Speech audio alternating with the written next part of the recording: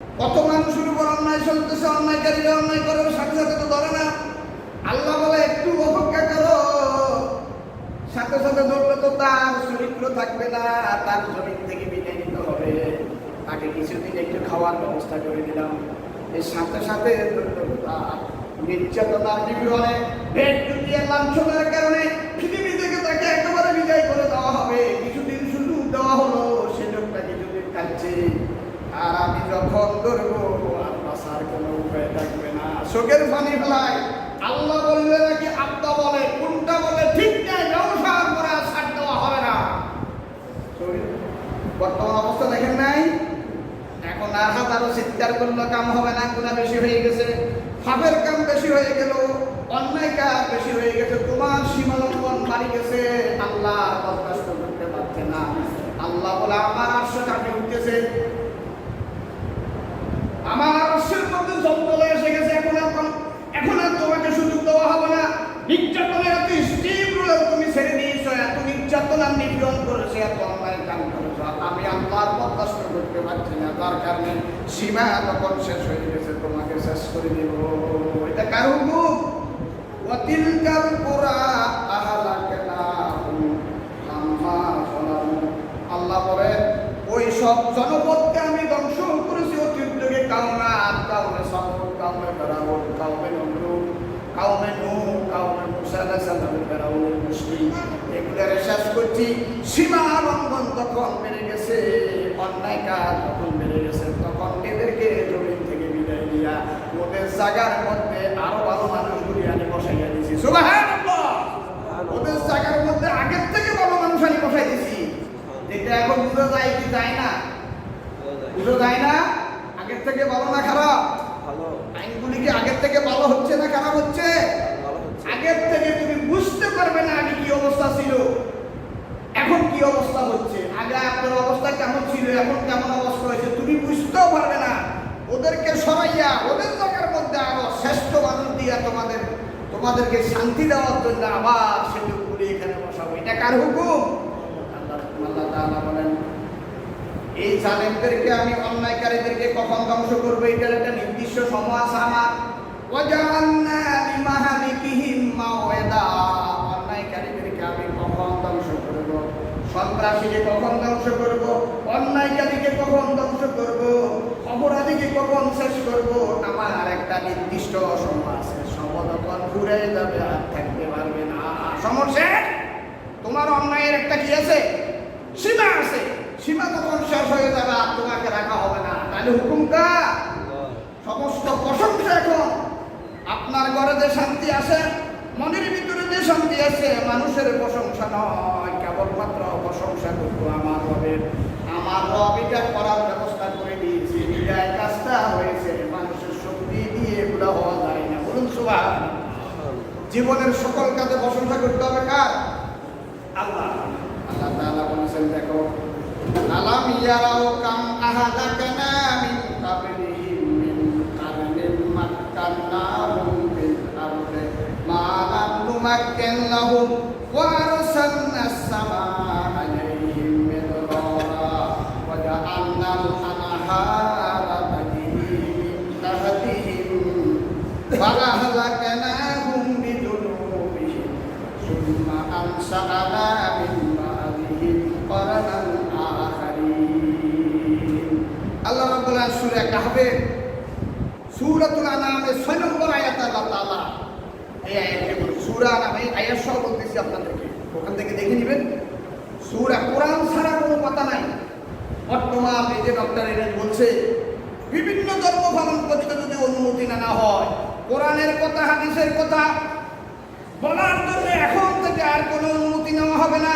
যখন ইচ্ছা তখন কোরআন যেভাবে বলেছে, আল্লাহ যেভাবে বলেছে, রাসূল যেভাবে বলেছে, সমানে বলতেই থাকো, আর বাধা দেওয়া হবে না। আল্লাহু আকবার।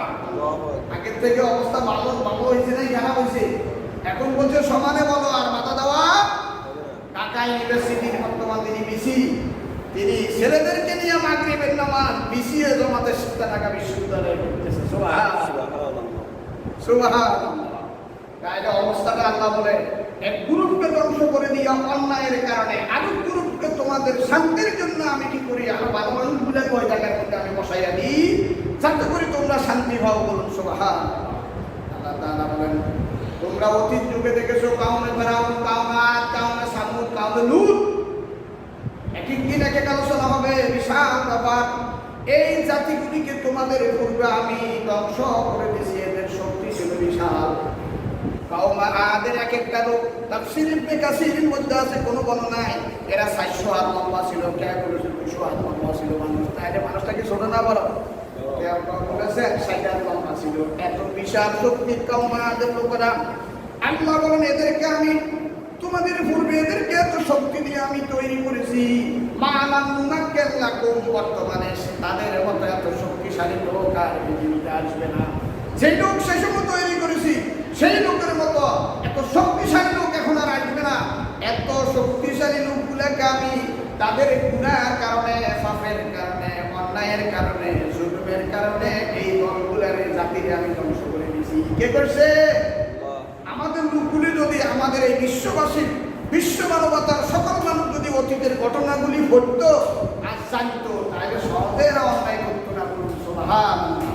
আল্লাহ বলেন, এদেরকে ধ্বংস করছে কিভাবে?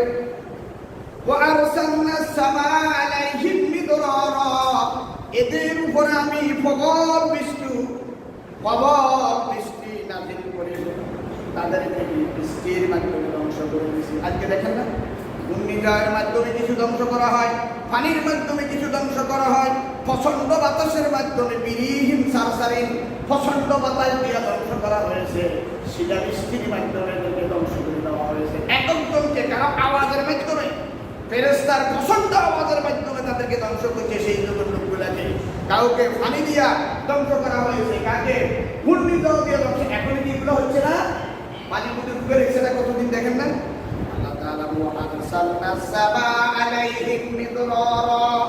তাদের উপর প্রচুর বৃষ্টি দিয়া, বৃষ্টির মধ্যে আবার শিলা বৃষ্টি, পাথর আছে, এরকম প্রচুর শিলা বৃষ্টি দিয়ে তাদেরকে আমি জমিন থেকে ধ্বংস করে দিয়েছি। আর কি,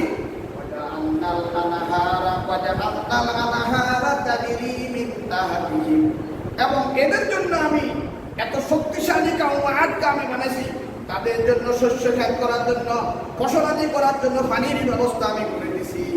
এই জাতিটাকে আমি ধ্বংস করে দিয়েছি। কাউমে আদ, কাউমে সামুদ, এগুলোর ধ্বংস করছি কি জন্য? শুআয়ব আলাইহিস সালামের কওম, এগুলোর ধ্বংস করেছি। ফাহালাকনাহুম বিযুনুবিহিম, এদেরকে কেন ধ্বংস করছি শোনো। এই বিশাল শক্তিশালী জাতিগুলিকে আমি অতীতে ধ্বংস করে দিয়েছি, কোনো দোষ নাই, তাদের একমাত্র দোষ হলো ফাহালাকনাহুম, তাদেরকে আমি ধ্বংস করেছি বিযুনুবিহিম, তাদের গুনার কারণে, তাদের অপরাধের কারণে, তাদের সুদের কারণে, তাদের ডাকাতির কারণে, তাদের অন্যায়ের কারণে। এই লোকগুলিকে ধ্বংস করা কোনো মানুষকে যদি আল্লাহ ধ্বংস করে, তার পাপের কারণে ধ্বংস করে। কিসের কারণে? এটা সমাজ হতে পারে, আমি কোনো কাউকে লক্ষ্য করে কথা বলতেছি না, এটা আপনার বাড়ির মধ্যে হতে পারে গুনার কাজ, আপনার সমাজ হতে পারে, আপনার ছেলে করতে পারে, আপনার মেয়ে করতে পারে, আপনার রাষ্ট্রে করতে পারে, আপনার গ্রামে করতে পারে, গোটা বিশ্বে হতে পারে। আল্লাহ যখন কোন মানুষকে ধ্বংস করে, তাদের পাপের কারণে আমি তাদেরকে ধ্বংস করেছি। কিসের কারণে? ছিল সীমালঙ্ঘন, আপনার সাথে বেয়াদবি, কোরআনের সাথে বেয়াদবি, আলেম ওলামাদের সাথে বেয়াদবি, ইসলামের সাথে বেয়াদবি। বিশাল আকাশটা হলো আল্লাহ, জমিনটা আল্লাহ, কোরআনটা বানাইলো আল্লাহ। এখন কোরআনের কথা ভালো লাগে না, আলেম ওলামাও ভালো লাগে না, ইসলামও ভালো লাগে না। ভালো না লাগলে আল্লাহ তো একজন আছে, এটারে বাদ দিতে পারবে? আল্লাহ যদি আকাশে আছে, তারা বাদ দেওয়া যাবে? এই অন্যায়কারীরা বুঝা দরকার ছিল, পৃথিবীর কেউ আমাকে কিছু করতে পারে না। আমার দাপট, আমার শক্তি, আমার ধন সম্পদ, আমার অহংকারী, আমার প্রচন্ড ক্ষমতা, আমাকে কেউ ধ্বংস করতে পারবে না। কিন্তু আমার উপরে তো একজন আছে। আমার উপরে কে আছে? আমার উপরে একজন আছে যে প্রচন্ড ক্ষমতা, আপনাকে কেউ ধ্বংস করতে পারবে না। এই জন্য সেই মুহূর্তে আপনি মনে করতে হবেন, আমার উপরে একজন নাবাদিরা আছে, তার নাম হলো আল্লাহ। আল্লাহ থেকে তো পৃথিবীর কেউ বাঁচার কোনো উপায় নাই। সুবহানাল্লাহ। আল্লাহ থেকে বাঁচার কোনো উপায় আছে? এই জন্য এই কাজগুলি করে কে? আল্লাহ তাআলা। পৃথিবীর কাউকে না, সমাজের কোনো নেতা-নেত্রী ভয় করার দরকার নাই, রাষ্ট্রের কোনো আর্মি মিডিয়ারকে ভয় করার দরকার নাই। তারপরে আপনার পছন্দ কাউকে ভয় করার দরকার নাই। ভয় করতে হবে আল্লাহকে, ভয় করতে হবে যে আল্লাহ সকলে আমাকে ছাড় দিতে পারে, আল্লাহ ছাড়বে না। কে ছাড়বে না? আরে মানুষরা অন্যায়কারীদের দিকে তাকালে তাদের লাঞ্ছনা গঞ্জনা, তাদের বেইজ্জতির দিকে তাকালে লাঞ্ছনা গঞ্জনার দিকে তাকালে চোখের পানি আসে। তাদের অবস্থা কেমন, তাদের চেহারা কোথায়, তাদের অবস্থা কি, তারা কিভাবে লাঞ্ছিত হচ্ছে, দুঃখ আসে, বেদনা আসে তাদের জন্য। আল্লাহ বলে যে আমি ধরি না ধরলে সারি না। তুই যতই অন্যায় করে ইন্না বাচ্চা রব্বি গেলা সাদিদ, আমার বড় শক্ত ধরা, আমি তখন ধরবো, তোমার বাঁচতে দিব না। আল্লাহু আকবার। তাহলে ভয় করার দরকার ছিল কারে? পৃথিবীর কাউকে ভয় করার দরকার নাই, পৃথিবীর সমাজের লোককে ভয় করার দরকার নাই, কোনো কাউকে ভয় করার দরকার নাই, কোনো বাহিনীকে ভয় করার দরকার নাই। গুনাহ কাম করার সময় ভয় করতে হবে কেবল আমার আল্লাহকে। কারণ আল্লাহ, সবার আল্লাহর প্রয়োজন আছে, রাতও দরকার, দিনও দরকার, 24 ঘন্টা আমাদের আল্লাহর প্রয়োজন আছে, কিন্তু আল্লাহর কোনো কারো প্রয়োজন নাই। কেমনে দেখেন সবাই বলেন, কুল হুয়াল্লাহু আহাদ, আল্লাহুস সামাদ, লাম ইয়ালিদ ওয়া লাম ইউলাদ ওয়া লাম ইয়াকুল লাহু কুফুয়ান আহাদ। আল্লাহর পরিচয় সম্পর্কে যে আল্লাহকে এই সূরার মধ্যে আছে। আল্লাহুস সামাদ, আল্লাহ বলে গোটা পৃথিবীর সকল মানুষের আমার প্রয়োজন। কার প্রয়োজন? রাত্রে প্রয়োজন, দিনে প্রয়োজন, খাওয়ার হলে দরকার, পানি হলে দরকার। পানি না থাকলে কার কাছে চায়? খেটে ভাত না দিলে কার কাছে যায়? ক্যান্সার হলে কার কাছে যায়? আল্লাহকে প্রতি মুহূর্তে আমাদের প্রয়োজন। আল্লাহুস সামাদ, আল্লাহ বলে গোটা বিশ্ব তাদের 200 উপরে রাষ্ট্র আছে, ওদের একজনেরও আমার প্রয়োজন নাই। আল্লাহু আকবার। আল্লাহর প্রয়োজন নাই, আমাদের প্রয়োজন। সুতরাং আপনি যখন কোনো গুনাহ কাম করবেন, জুলুম করবেন, কারো অন্যায় করে কিছু দখল করে ফেলবেন, তখন আপনাকে ভয় করতে হবে। কাউকে ভয় করি না, কোনো নেতা নেত্রী মানি না, আমি ভয় করি আল্লাহকে। কারে? আপনার কথাগুলি কেউ দেখে না, কেউ কোনো বিচার করবে না। বিচার করেন না কে? 10 বছর পর্যন্ত একটা মানুষকে মেরে পানির সমুদ্রে ফেলাই দিয়েছেন। 10 বছর বয়স, সেটা খবর হয় কি হয় না? এগুলো করে কে? আল্লাহ। সুতরাং গুনাহ করবার সময় প্রত্যেক মুহূর্তে, প্রতি সেকেন্ডে আপনি আল্লাহকে ভয় করতে হবে। আল্লাহ, কেউ বের করতে পারবে না, তুমি আমার গুনাহগুলো বের করে দিবে, আমি তোমাকে ভয় ভয়। আল্লাহু আকবার, আল্লাহু আকবার। এই জন্য আল্লাহকে ভয় করতে হবে সববার। যদি আল্লাহর ভয় করতো, আমার দেশের মধ্যে পুলিশ, আর্মি, মিডিয়া কোন রকমের আনসার ভাই, কোন বাহিনী দায়িত্ব যদি না করতো, আল্লাহ তুমি দেখতেছো আমি গুনাহ কাজ করব না, দেশটা শান্তি হতো। দরজা খুলে খুলে রাতে 3টা বাজে ঘুমাইতে পারতো, সাদাবাজি থাকতো না, মাস্তানি থাকতো না, সন্ত্রাসী থাকতো না। ভয়ে কারে ভয় ভাই? আল্লাহরে ভয় ভাই। বড় একখান বিল্ডিং দিবেন, 50,000 টাকা চাচ্ছে। সন্ত্রাসী তুমি মনে করতো, আল্লাহু আকবার, আরেকজনের কত পরিশ্রম করে টাকা কামাইলো, কত কষ্ট করে বিদেশ থেকে আসলো, আমি তার থেকে ভাবো না কিভাবে আমি তার থেকে 1 লাখ টাকা নিয়ে নিবো। সন্ত্রাসী তুমি মনে করতাম, আল্লাহু আকবার, জীবনটা আমাকে কেউ দেখে না, আমার আল্লাহ দেখে। তাহলে দেশটা অটোমেটিক কোনো টাকা পয়সার প্রয়োজন হবে না, কোনো প্রয়োজন হবে না, দেশটা শান্তিতে ভরে যাবে। সুবহানাল্লাহ।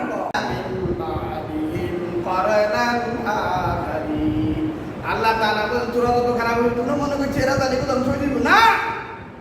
গোটা পৃথিবীর 700-800 কোটি মানুষ সবগুলি যদি আমি ধ্বংস করে দিই, সব যদি শেষ হয়ে যায়, আমি আল্লাহ শুধু গুণ বলবো, সাথে সাথে আবার নতুন একটা সৃষ্টি হয়ে যাবে। আল্লাহু আকবার। কে মরে যাবে, কে থাকবে, কে থাকলে থাকবে, হবে না হবে না, এই কে জানে?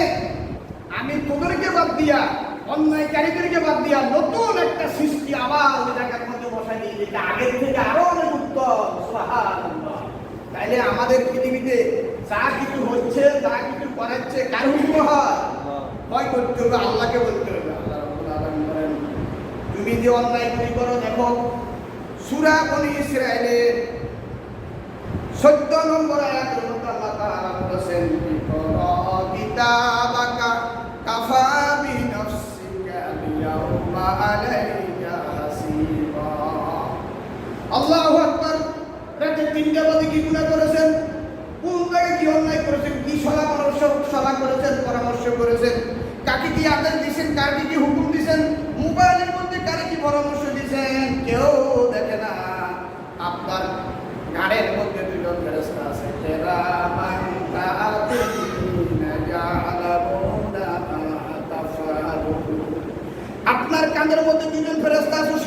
ফেরেশতা কাতিবুল মিনার তারা লেখে আপনার কাঁধের মধ্যে দুইজন ফেরেশতা 24 ঘন্টা আছে, ওরা ঘুম যায় না, ওদের বিশ্রামের প্রয়োজন নাই, ওরা ঘুম যায় না, ওরা চা খায় না, ওরা পানি খায় না, 24 ঘন্টা ওরা আপনি ভালো কি বলেন সেটাও লেখা হচ্ছে, আপনি খারাপ কি কথা বলতেছেন সেটাও আপনার লেখা হচ্ছে। 24 ঘন্টা ওরা লেখে, ওদের ঘুমের প্রয়োজন নাই, বিশ্রামের প্রয়োজন নাই। রাত্রে যখন আপনি ঘুমাইয়া যান তখন তাদের কলমটা বন্ধ করে দেন। আল্লাহু আকবার। তাহলে ওরা শুধু লেখে না কোন সময়? যখন আমরা ঘুমাই যাই তখন তো আমার মাথা খারাপ কিছু হয় না, তখন কলম বন্ধ করে। 24 ঘন্টা আমার দুজন ফেরেশতা আমার আমলনামা করে লিখতেছে। আল্লাহ তাআলা কিয়ামত ময়দানে অন্যায়কারীদেরকে বলবে দেখ, এখন তো আপনি যদি কোনো একটা আমাদের দেশের মধ্যে যখন কোনো লোকের ফাঁসি হবে, কোনো লোকের যখন ফাঁসি হবে তখন তাকে তার আমলনামাটাতে 320টা লেখা হয়, 420টা লেখা হয়।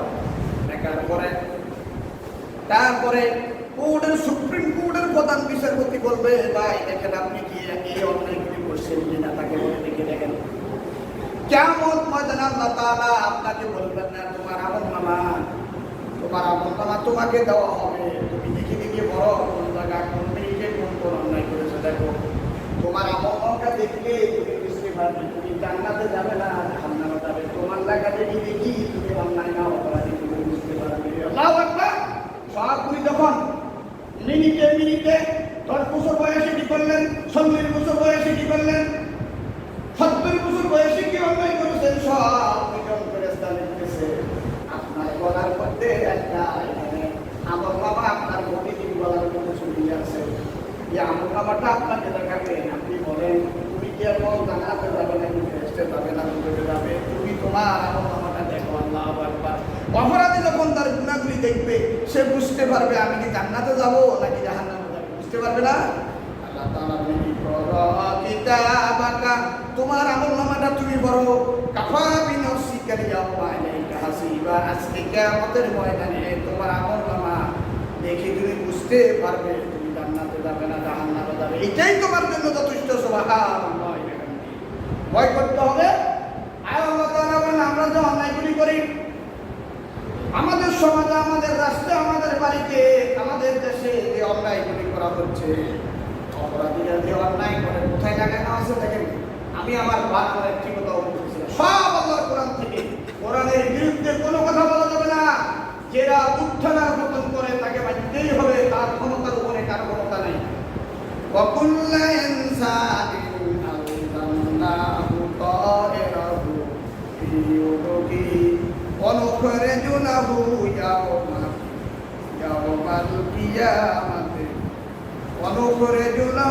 يَوْمَ الْقِيَامَةِ كِتَابًا يَلْقَاهُ مَنشُورًا। সূরা বনী ইসরাঈল 13 নম্বর আয়াত।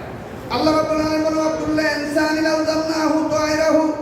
প্রত্যেক মানুষের যে বদমল করা খারাপ আমল করে এই প্রত্যেক মানুষের কৃত কর্মকে তার গলার সাথে আমি ঝুলিয়ে রেখেছি।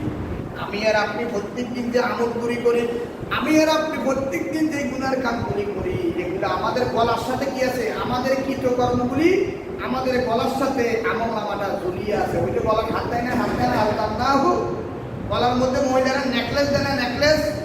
এই নেকলেস আর হাত যেভাবে দেয়, আমি আর আপনি 50-60 বছর 70 বছরে কি আমল করেছি মালা খারাপ, এটা একটা আমলনামা আমার গলার মধ্যে আল্লাহ তাআলা ঝুলিয়ে রেখেছে।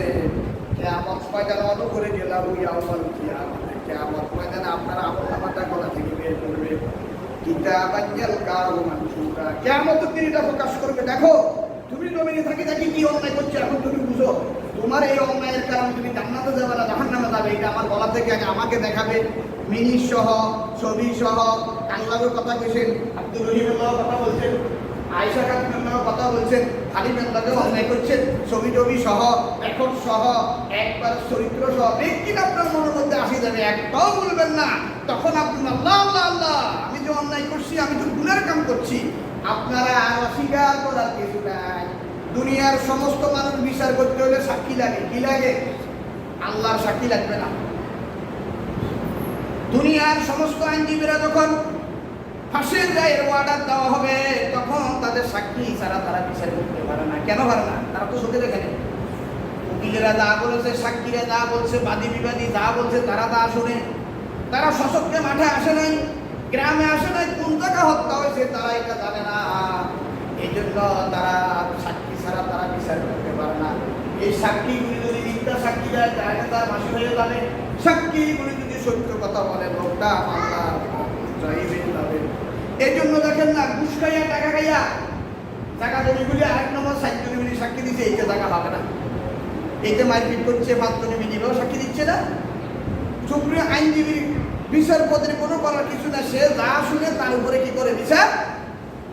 কিন্তু আল্লাহর সাক্ষীর প্রয়োজন হবে না। আল্লাহ কি লাগবে না? আল্লাহ তাআলা বলেন মা মিন নাজওয়া সালাসাতিন ইল্লা হুয়া রাবিউহুম ওয়ালা খামসাতিন ইল্লা হুয়া সাদিসুহুম ওয়ালা আদনা মিন যালিকা ওয়ালা আকসারা ইল্লা হুয়া মা'হুম আইনামা কানু। আল্লাহ বলেন দুনিয়ার বিচারকের সাক্ষী লাগে, আমার সাক্ষী লাগবে না। কেন লাগবে না?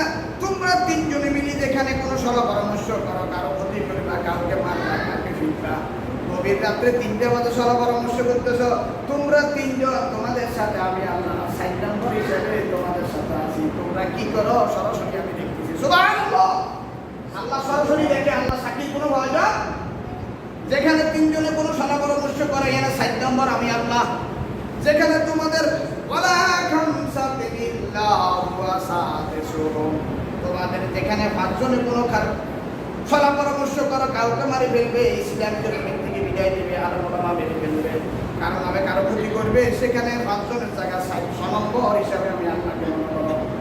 এর থেকে বেশি হোক, এর থেকে কম হোক, তাইলে আমি আর আপনি যখন কোনো কাজ করব, কারো বিচার করতে যাব, কারো কোনো ক্ষতি করতে যাব, সেখানে আপনি বলবেন পৃথিবীর এখন কেউ নাই, আমরা 5 জন হইলে 6 নম্বর আমার আল্লাহ আছে, আমরা 7 জন হলে 80 নম্বর আমার আল্লাহ আছে, আমরা 100 জন হলে 1 জন আমাদের আল্লাহ আছে, 101 নম্বর আমার আল্লাহ। আমার আল্লাহ আমার কথাগুলি এখন শুনতেছে। এই কথাগুলি যদি জাতিয়ে মানে, এই কোরআন যদি যেই সমাজের ভিতরে আসে, এটা অনুপাতে যদি আমল করা হয়, তাহলে কি ওই জাতি কখনো গুণের কাম করতে পারবে, মারামারি করতে পারবে? যদি এই কোরআনটা যদি সমাজে কায়েম হয়, এই কোরআন দিয়ে যদি সমাজ চালানো হয়, এই কোরআন দিয়ে যদি রাষ্ট্র চালানো হয়, যেই কোরআনের কথা দেখেন, কথাগুলি কি ভালো লাগে না আপনাদের থেকে? এভাবে যদি মানুষ বুঝে আর জীবনে অন্যায় করবে, অন্যায় না থাকলে মারামারি থাকবে না, হত্যা থাকবে না, গুম থাকবে না, আইনাগত থাকবে না। এখন যারা জালেমেরা অন্যায় করেছে, তাদেরকে কেউ লাঠি মারতেছে, ঘুষি মারতেছে, ডিম মারতেছে, তাদের গরমের কোনো কাবু নাই, মাথার কোনো সুখ নাই, তাদের চেহারা মলিন হয়ে গেছে। তাদের নির্যাতনার নিপীড়নের চেহারা দেখলে দুঃখ আসে, বেদনা আসে। এতগুলি করার কারণে এখন আর দুঃখ আর বেদনা করে লাভ হবে না। বহুদিন তারা মানুষকে নির্যাতন করেছে, মানুষকে জুলুম করেছে, মানুষকে অত্যাচার করেছে। তারা দিন আর রাত বুঝে না, তাদের যে পতন আসবে তারা জীবনে কল্পনাও করে নাই। আল্লাহর নাফরমানি করেছে, কোরআনের নাফরমানি করেছে, আলেম ওলামাদেরকে হাজার হাজার ডান্ডা বেড়ি দিয়ে তাদেরকে মারা হয়েছে। হাতের মধ্যে ফ্যানটা, পায়ের মধ্যে ডান্ডা বেড়ি, মাথার মধ্যে গরু সুরা, ছাগল সুরের মতো বেড়ি লাগাইয়া তারা আলেমের, তারা আল্লাহর কোরআনের তারাও পাবো, তাদেরকে তারা নির্যাতন করেছে, নিপীড়ন করেছে। অন্যায় কাম করার কারণে আল্লাহ বরদাস্ত করে নাই। গভীর রাত্রে হাজার হাজার আলেমরা যখন 3টা বাজে দোয়া করছে, আল্লাহ অত্যাচারের বিদায় করো, আল্লাহ অত্যাচারের বিদায় করো, তখন আল্লাহর আরশ আজিম কেঁপে উঠেছে। সমাজ দেওয়ার পর আল্লাহ তাআলা তাদেরকে এইভাবে যুগে যুগে সমস্ত অন্যায়কারী আল্লাহ বিদায় করে দেয়। বলুন সুবহানাল্লাহ। তাইলে আমাদেরকে এখান থেকে শিক্ষা নিতে হবে যে আমাদের জীবনে যা কিছু হবে, যা কিছু করবে, সব কিছু করতেছে কে? আল্লাহ তাআলা। আল্লাহকে ভয় করতে হবে। আপনি দেখেন আমাদের আগেও যারা ছিল, এদের ওয়াজাওয়াজনা বিবানি ইসরাঈলাল বাহরা ফাআতবাহুম ফিরআউন ওয়া জুনুদুহু বাগিয়াম ওয়া আদওয়ান। আল্লাহ তাআলা বলেন মূসা আলাইহিস সালাম একজন নবী, এই ফেরাউন আর হামান, মূসা আলাইহিস সালাম তার সৈন্য বাহিনী নিয়ে তার এলাকার নির্যাতনে ওই এলাকার ছেলে সন্তানগুলি, লক্ষ লক্ষ ছেলে সন্তানের হত্যাকারী হলো ফেরাউন। হামানের পরামর্শ, প্রধানমন্ত্রী হামান, হামানের পরামর্শে বলছে এই যুগের মধ্যে যেই কোনো ছেলে হবে সবগুলো হত্যা করো, হাজার হাজার ছেলের সন্তানের হত্যাকারী হলো। এই পৃথিবীর সবচেয়ে বড় টেরার সন্ত্রাসী হলো ফেরাউন। লক্ষ লক্ষ শিশু সন্তানকে স্বপ্ন দেখছে এবার ছেলে একটা হবে, এটার হাতে তোমার রাষ্ট্র চলে যাবে, ওইগুলো সবগুলোরে হত্যা করো, মেয়েগুলোরে তারপরে জীবিত রাখো, ছেলেকে হত্যা করো। এভাবে নির্যাতন নিপীড়ন নবীর উপরে করতেছে। নবী দিশেহারা হইয়া বলল আমি আর এই মিশরে বনি ইসরায়েলের মধ্যে আর থাকতে পারবো না, আমরা নদী পার হইয়া চলে যাবো। মুসার দায়িত্ব দিব না, ওখানে দেখো ইসলাম প্রচার করবে, মুসা এবং তার সাথী সহ সবার ধ্বংস করে দেবে। কোথায়? ফেরাউন তার সৈন্যবাহিনী নিয়েও জনুদিহি বাগিয়া ও আদওয়ান, তার সৈন্যবাহিনী নিয়ে ফেরাউন কি করছে? তাদেরকে দাওয়া করলো। আল্লাহ তাআলা মুসাকে 12টা রাস্তা করে দিল 12 জনের জন্য। ফেরাউনকে পানির ভিতরে কিভাবে করলো? হাত্তা ইদা আদরাকাহুল গারক, যখন ফেরাউন ওরা পার হয়ে গেল, মুসার মাটি আল্লাহ গেছে, আল্লাহ বলে মুসার মাটি না, মুসা তো হকের উপরে আছে, মুসা আমার নবীতে হকের উপরে আছে, তুই অন্যায়ভাবে চলে যাচ্ছে, তারা মানুষকা বিরোধকা মানুষগুলোর হত্যা কেন করস? যখন পানির ভিতরে যখন রাস্তাগুলি মিলে গেল, ফেরাউন বলতেছে ক্বালা আমানতু আন্নাহু লা ইলাহা ইল্লাল্লাযী আমানাত বিহি বানু ইসরাঈল ওয়া আনা মিনাল মুসলিমিন। ফেরাউন এক কিতাবে এসেছে 450 বছর আয়াত পাইছে, নাকি একদিন সত্যিও হয় নাই। এই ফেরাউন যখন 450 বছর আল্লাহকে বলছে আমি বড় খোদা, মুসারে মারছে, লক্ষ লক্ষ শিশু সন্তানের হত্যাকারী, আর যখন পানির ভিতরে গরিব ফোটকা মাছ আছে না, ফোটকা মাছ সমুদ্রে দেখবেন, ফোটকা মাছের পানি খায় ফেটা করো, ফোটকা মাছের মধ্যে একবার ডুব দেয় আবার পানি খায়, আবার ডুব দেয় আবার পানি খায়, ফেটা এত বড় হয়ে গেছে। এখন ফেরাউন বলে করলো আমি আর এই মুহূর্তে আর বাঁচবো না, এখনই এই ইমান এনেছে, এটা নাকি দিন নিঃশ্বাস বার মুখুদি পানি ঢুকে ফ্যাট ফুলি গেছে। এখন বলতেছে ক্বালা আমানতু আন্নাহু লা ইলাহা ইল্লাল্লাযী আমানাত বিহি বনি ইসরাঈল যে খোদার উপরে ঈমান এনেছে, আমিও তার উপরে ঈমান এনেছি, ওয়া আনা মিনাল মুসলিমিন, আমি মুসলমানদের একজন। পানি খাইয়ে এতদিন হাজার হাজার শিশু সন্তানে মারছে, মুসার সাথে আমরা মারছি, নির্যাতন নিপীড়ন করি, সীমা পার হইয়া গেছে। তুই তো আগে ঈমান আনা দরকার ছিল, এখন পানি খাইয়া যখন দেখছে আর বাঁচবে না, এখন বলে বনি ইসরাঈল যে খোদার উপরে ঈমান এনেছে, আমিও তার উপরে ঈমান এনেছি, ফোটকা মাছের মতো পানি খাইয়া ফ্যাট ফুলি গেছে, আর বাঁচবে না। আল্লাহ বলছে আল্লাহ এখন এত বছর পর্যন্ত নির্যাতন নিপীড়ন করলি, তোর স্টিমগুলো বন্ধ করতে পারে নাই, তোর বুঝানোর পরে তুই বুঝোস নাই, তোর উপদেশ দেওয়ার পরে উপদেশ বুঝোস নাই, অন্যায় করতে করতে তুই এত সীমা লঙ্ঘন হয়ে গেছ, আমার মুসার উপরে আঘাত করতে বনি ইসরাঈলকে মারবি। আল্লাহ কেমন আল্লাহর বাসা থাকে এখন এখন এখন আল্লাহ দিয়েছিল না, এখন তো শাসিমা তোর নাকের আঘাত নিঃশ্বাস আইতেছে, এখন মরবি, মরিবার সময় তওবা করলে হবে না, মরিবার আঘাতে তওবা করতে হবে। তওবা কোন সময় করতে হবে? ওদের নিঃশ্বাস বড় হয়ে গেছে, হা করে এখান থেকে হা করে, এই সময় তোর মরে গেল, এখন ইমান আনলে আর ইমান কবুল হবে না। ইমান আনতে হবে জীবিত থাকা অবস্থা তওবা করতে হবে। তওবা মানে কি? গুনাহ করবো না। ফেরাউন বলতেছে বনি ইসরাঈলের লোকেরা যে খোদার উপরে ইমান এনেছে, আমিও তার উপরে। আল্লাহ গো আল্লাহ এখন তোর মাথার মধ্যে জ্ঞান আসছে, ওয়া আনা মিনাল মুসলিমিন, ইতিপূর্ব তুই নাফরমানি করছ। কিভাবে আল্লাহ বলতেছে দেখেন, আল্লাহ আনা ওয়া কাদা আসাইতা কাবলু, একটু পূর্ব তো তুই অন্যায় করছ, নদীতে ভরার আগে অন্যায় করে না, মারিবেলা এসছে না, সৈন্যবাহিনী সব ওয়াকুন্ত মিনাল মুফসাদিন। আল্লাহ ফেরাউন কো আমি মুসলমানদের একজন, আল্লাহ কো তুই সন্ত্রাসী। আল্লাহ কি বলতেছে? তো বড় সন্ত্রাস অকানা, ও বলছে ওয়ানা মিনাল মুসলিমিন, আমি মুসলমানদের অন্তর্ভুক্ত ঈমান আনছি। আর আল্লাহ বলতেছে ওয়াকুন্ত মিনাল মুফসাদিন, তুই বড় সন্ত্রাসী, তুই তো কিছুক্ষণ আগে পানি খাইবার আগেও সন্ত্রাসী করছ, মারিবেলা গেছে না।